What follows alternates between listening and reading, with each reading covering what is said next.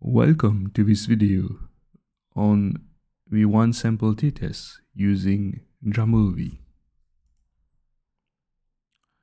First of all, let us look at the data we have in the case study we'll use to illustrate the one sample t-test. So it's based on an existing data set referred to as academic performance. So suppose we have this research question: is there a difference between the academic performance of students in 2023 and the national average performance score of university students? So the idea again of a one sample t-test is to compare an observed mean with a reasonable assumption, a benchmark mean score, mean value. So here we are looking at academic performance of students, for which we have collected data from a sample. So we have data from a sample of students, as we're going to see, and we want to compare the estimated average with that of the national average, the benchmark, which is, let's say, 42. So the hypotheses are as follows. In the hypothesis, there is no statistically significant difference between the academic performance of students and the national average performance score. So in other words, the mean are the same, mu is equal to mu national.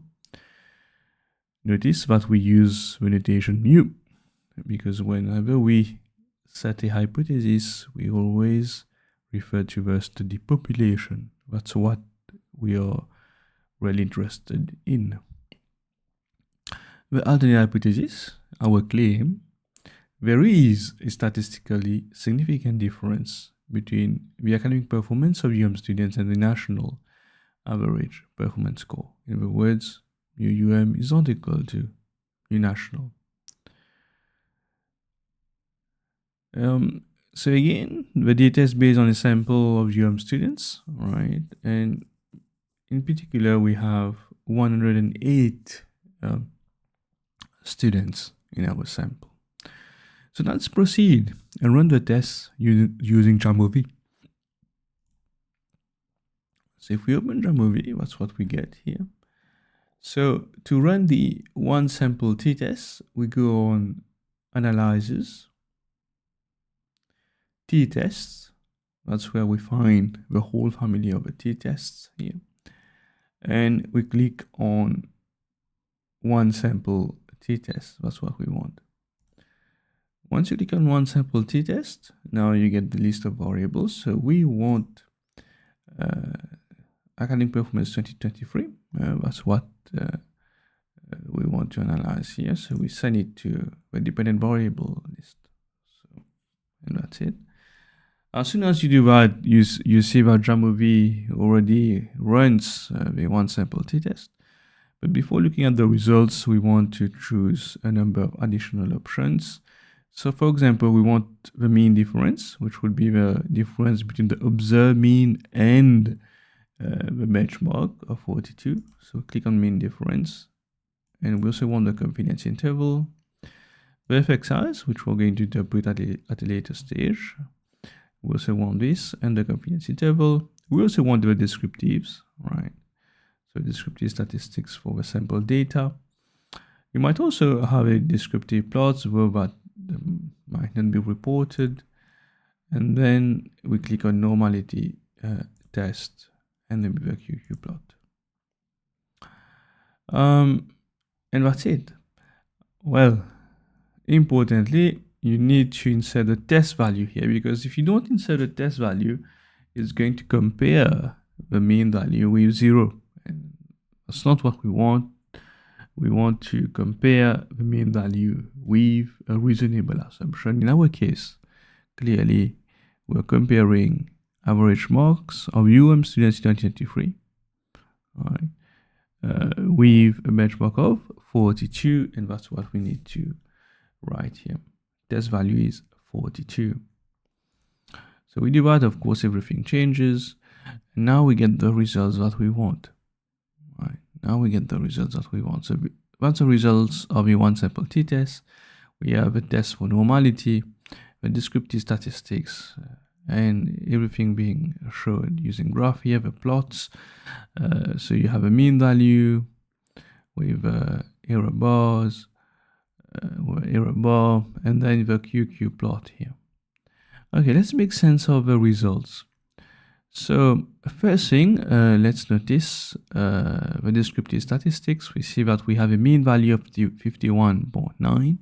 That's the estimated mean. So that's the average marks of the 108 students in our sample. So we get an estimated mean value of 51.9. Of course, we don't know what the true mean value here, but that's our estimate. And based on that, then we want to proceed and see whether we can consider the result to be statistically significant or not. So that's the descriptive statistics. Now, second thing you want to have a look at is the assumptions. So when conducting a one sample t-test, an important assumption that needs to be met is the assumption of normality. When you speak about assumption of normality, there are two things. One is the normality of the sampling, what we could call the sampling distribution. And then there's the normality of the sample distribution itself. So when we do a Shaper-Wilk test here, we're looking at how likely the population, the data, our data comes from study population, which is itself normally distributed. So if we get a result which is statistically significant here, it means that there is a violation of the assumption. As you see the note, JAMOVI provides us with a note here. Low p-value suggests a violation of the assumption of normality, and that's the case for most assumptions. Having a statistically significant result for an assumption would mean that there's a violation of the assumption. Because a note, for example, here would mean that there's no difference between the distribution and that of a normal distribution. A data distribution and that of a typical normal distribution. And you don't want to reject it. Here, it's less than 0.05, so basically it's relatively low. So using a significance level of 5%, and that's what we use by default. We conclude here that the study population, in fact, is not non-normally distributed. But then there's something very important here to note. We are actually really interested in what we call the sampling distribution. And if we have a large sample size, typically larger than 30 or even larger, but better, in this case 108 would be considered to be on the large side.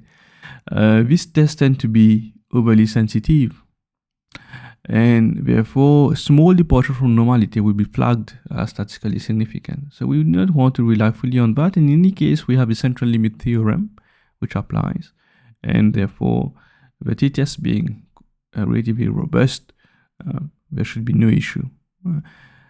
It's important to note that the assumption actually of normality is more like that it should come from an approximately normally distributed distribution.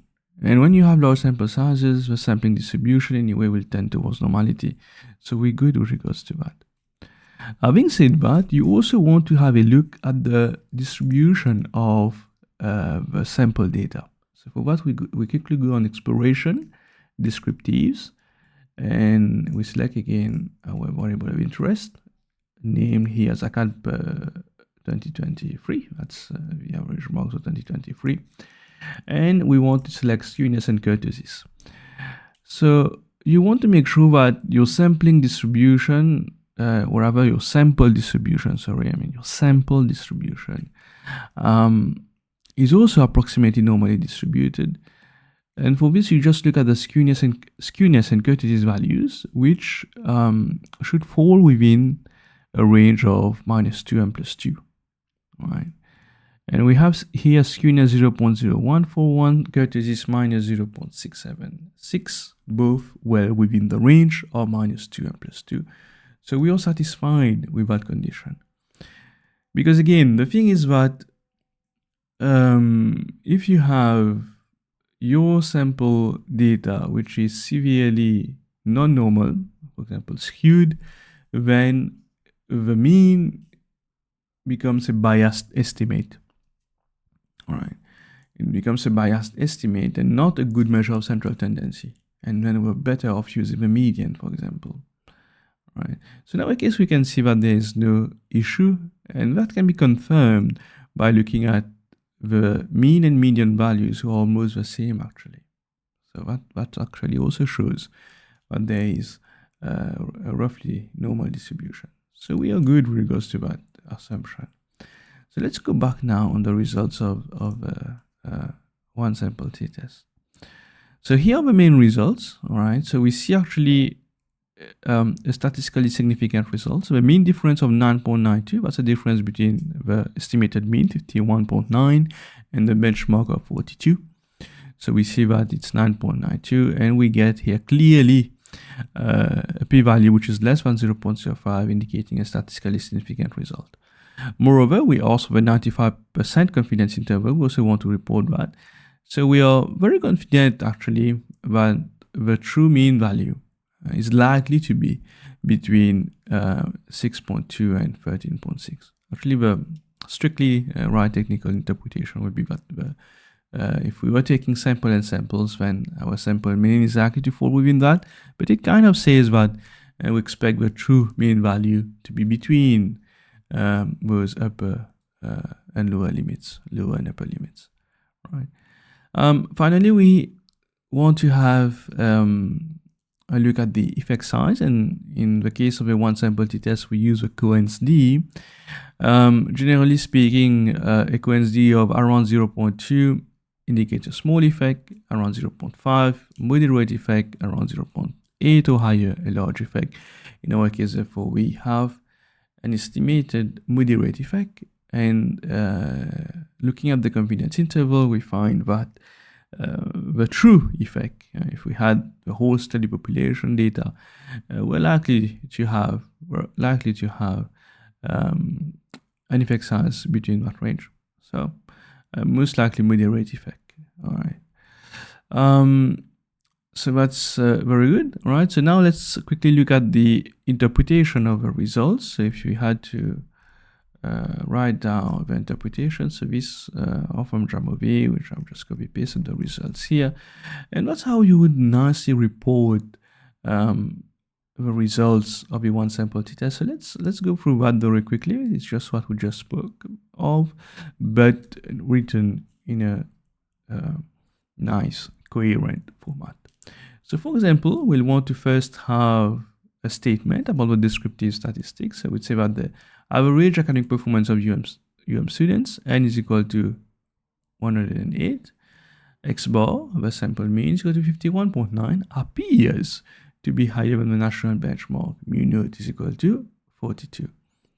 Notice that we use the word appears to be because it's based on a sample of 108, and that's the reason why we need to conduct a one sample t-test to actually find out whether this difference that we observe here is likely to be true or not. So one sample t-test is conducted to determine whether this difference is what we call statistically significant. Is it? Can we be confident that this effect really exists?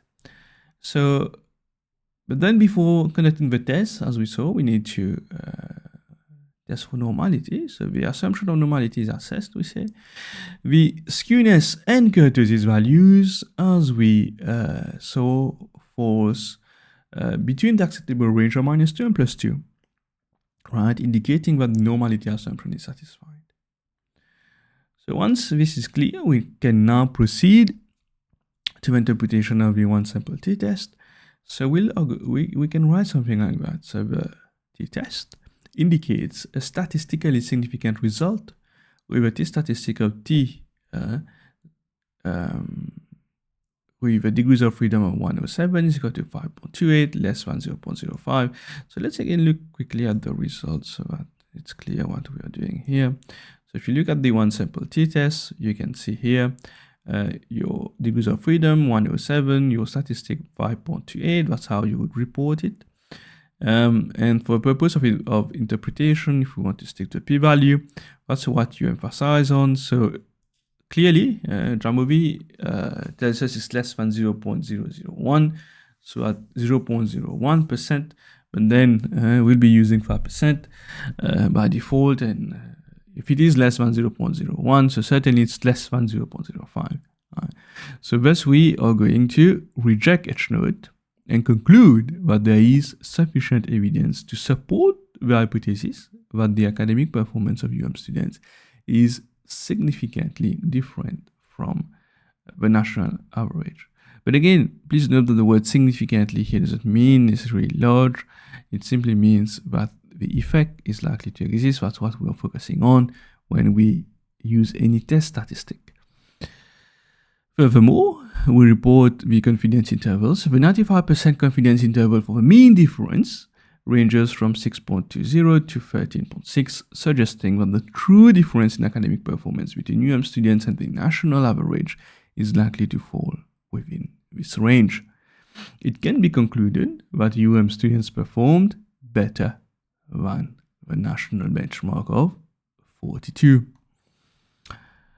Finally, we need to report the effect size because it can happen that an effect is found to be statistically significant, but it could be so small that it doesn't warrant any practical implication. So we need always to double check that.